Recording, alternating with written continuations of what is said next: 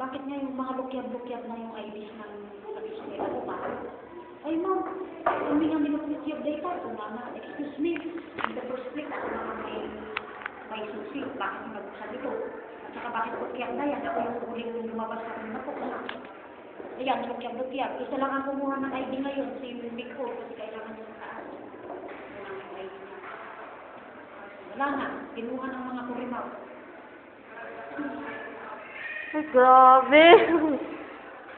Sa kanyang point of view,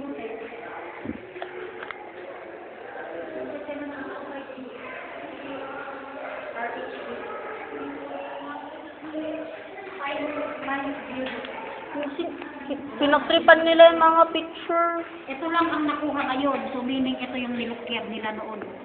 Pati yung akin, ma'am, ba't katabi na ni Christine si Helen?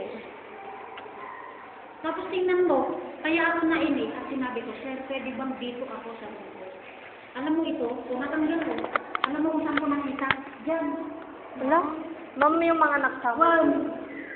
Wala, ang ayos na itong room. Alam mo, lumabas sila. Lumabas yung picture na pinasok ko ito. Wala kayong karapatan na sirain ang mga gamit dito. Kasama lang kayo. Grabe. Pero yung nakatira dito, estudyante ko, pati waste management, nag-waste management. Pero ang kinta ba? Siyempre, every afternoon, bunot naman. Every afternoon, bunot. Every morning, bunot. Every other day, bunot.